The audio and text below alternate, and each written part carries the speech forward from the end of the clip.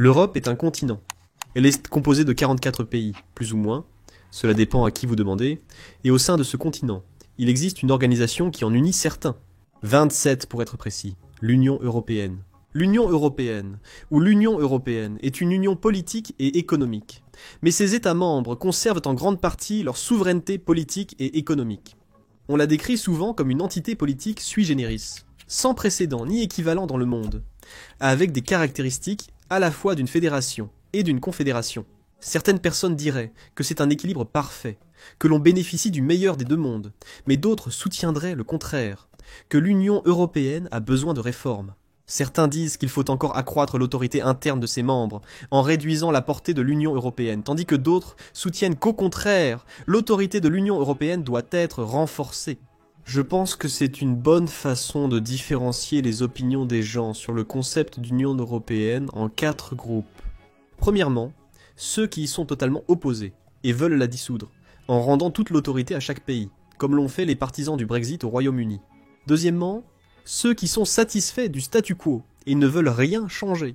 Ensuite, il y a les personnes qui souhaitent aller plus loin vers une confédération d'États pleinement indépendants, qui coopèrent et sont intégrés de manière mineure, peut-être uniquement à travers le Conseil de l'Europe, une organisation fondée en 1949, qui compte 46 États membres, toute l'Europe sauf la Biélorussie, et dont le but est de défendre les droits de l'homme, la démocratie et l'état de droit en Europe.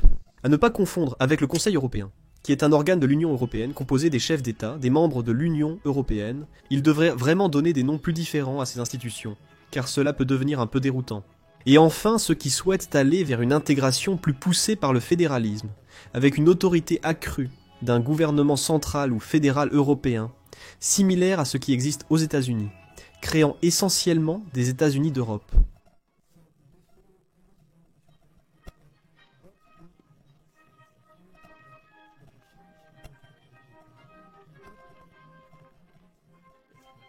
D'abord, les bases.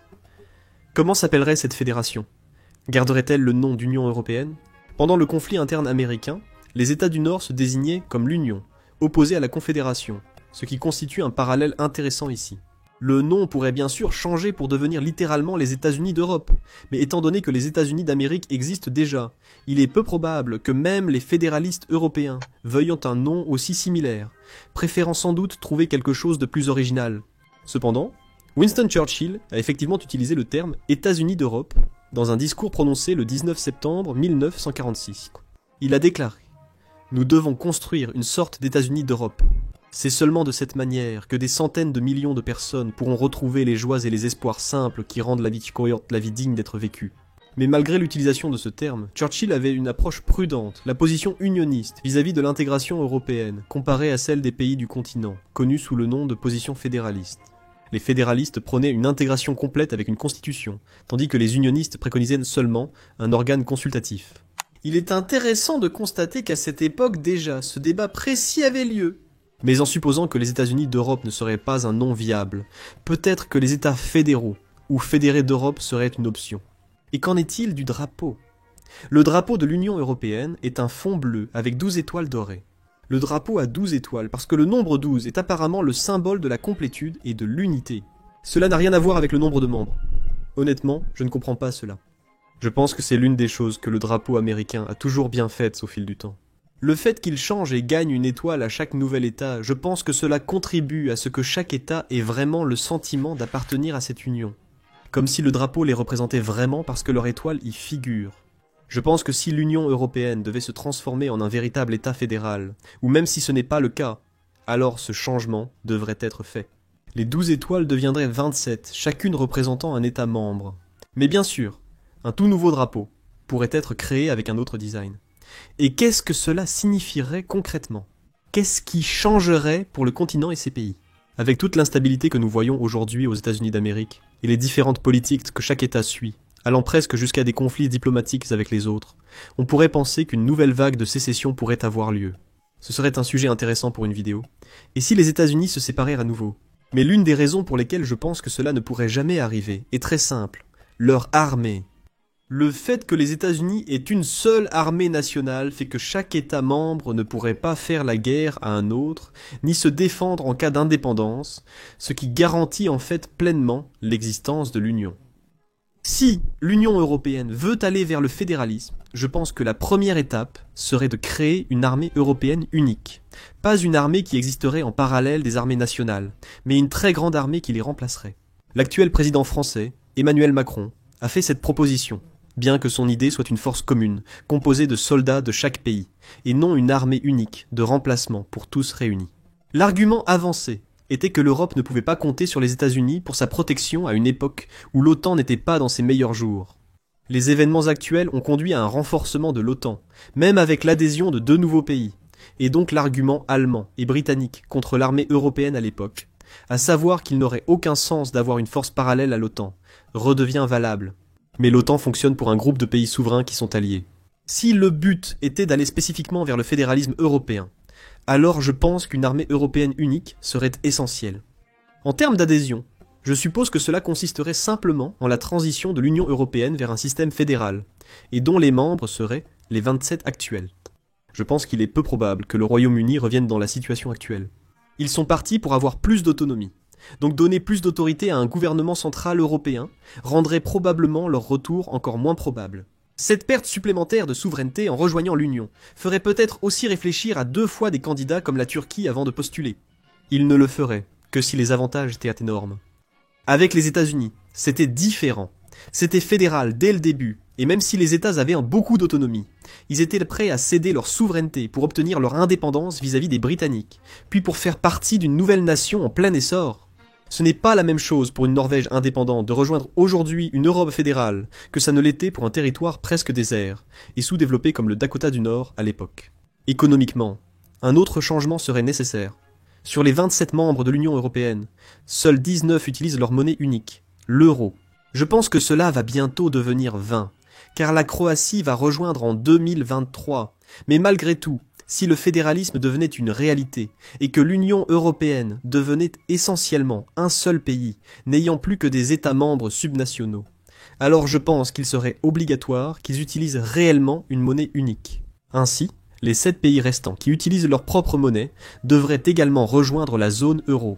Ces pays aujourd'hui sont la Bulgarie, la Tchéquie, le Danemark, la Hongrie, la Pologne, la Roumanie et la Suède. Concernant le marché intérieur, je ne pense pas que beaucoup de choses changeraient. Il existe déjà un marché commun de l'Union européenne. Je pense que l'économie, à part la monnaie, est en fait le domaine dans lequel le modèle actuel de l'Union européenne est le plus intégré. Cela a du sens, car l'origine de l'Union européenne était précisément la communauté européenne du charbon et de l'acier. Bien que le maintien de la paix ait été l'objectif, les moyens d'intégration ont toujours été la coopération économique depuis le début. Et le fait que ce soit la manière dont les pays sont le plus intégrés a également du sens car c'est la plus bénéfique.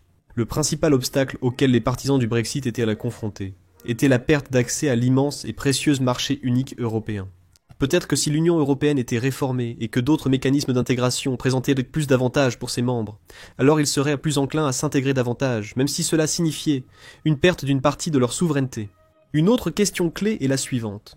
S'il devait y avoir des États-Unis d'Europe, à quoi ressemblerait l'organisation territoriale?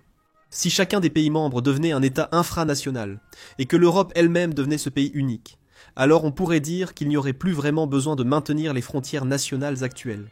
Et une réorganisation du territoire pourrait avoir lieu, peut-être même de manière stratégique, afin de dissoudre les mouvements nationaux qui souhaitent l'indépendance en les séparant en plusieurs régions.